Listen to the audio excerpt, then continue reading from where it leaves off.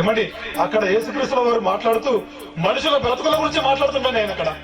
ఒక చెట్టును గురించి ఎత్తిందంటే చెట్టు ఫలించడం లేదని కాదు, అక్కడ చెట్టు గురించి మాట్లాడలేదు, అక్కడ మనుషుల బ్రతుకుల గురించి మాట్లాడుతున్నాయి. అక్కడ మార్పు లేని మనుషుల గురించి మాట్లాడుతుండు. ఎన్ని మార్లు దేవుని వాక్యమును ప్రకటించినా, ఎన్ని మార్లు దేవుని మాటలు విన్నా వారి బ్రతుకులు మారలేకపోతున్నాయి. మార్పు లేని మనిషిని దేవుని మార్గంలోనికి తీసుకురావడానికి యేసుక్రీస్తు వారు మాట్లాడిన మాటలు ప్రియమనే దేవుని వాళ్ళను. బాగులేని పరిస్థితుల్లో, బాగులేని పరిస్థితుల్లో, రాళ్లతోనూ ముళ్ళ పొదలతోనూ భయంకరమైన ఉన్న పరిస్థితులప్పుడు తోట యజమాని మాట్లాడుతున్నాడు. ఆయన 3 సంవత్సరాల నుండి ఇదిగో నేను చూశానయ్యా, నా కష్టంతో పెట్టాను, దాని కష్టం నేను పెట్టుబడి పెట్టాను, ఇంత పెట్టుబడి పెడితే పంట పండలేదంటే మరి మీరు రైతులుగా ఉండేది మీకు బాగా తెలుసండి.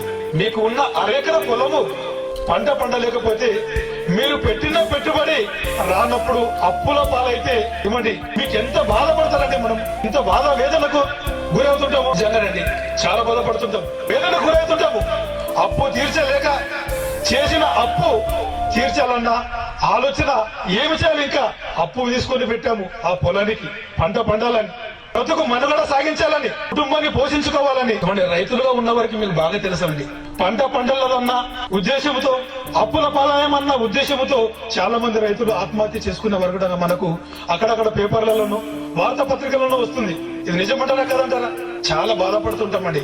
పంట పండకపోతే, 1 ఎకరం పండకపోతేనే మనిషి మరణానికి సిద్ధమైతే, లోకమనే ఈ ప్రపంచంలో దేవుడు మనకు బ్రతుకునిచ్చి, ఆయుషునిచ్చి, ఆరోగ్యమునిచ్చి, మనం అడగక ముందే గాలిని, నీరును, ఆహారమును సమస్తమును అనుగ్రహించి ఇక్కడ మనకు జీవనాన్ని కలిగిస్తుంటే, అంతకంటే ప్రాముఖ్యంగా భయంకరమైన లోకములో పాపము చేత, అక్రమము చేత బ్రతుకుతున్న మన జీవితాల కొరకై, మన పాపానికి ప్రాయచితంగా తన ప్రియకుమారుడైన యేసుక్రీస్తు వారిని మన కొరకు ఆయన పంపించిన కూడా ఆయన రక్తములో కడగబడిన ప్రతి ఒక్కరూ మార్పు పొందామన్న ఆలోచన అప్పటి వరకే ఉంది. కానీ వాక్యం విన్నప్పుడే ఇదిగో మారిపోతున్నామన్న భ్రమలో బ్రతుకుతూ, వాక్యమును విన్న తర్వాత కొద్ది క్షణాల్లోనే వాక్యమును మరచిపోయి లోకములో బ్రతుకుతున్న వారిని ఉద్దేశించి మాట్లాడుతున్న మాటలు పిల్లారా, వేదనతో మాట్లాడుతున్న మాటలు, అది బాధతో మాట్లాడుతున్న మాటలు.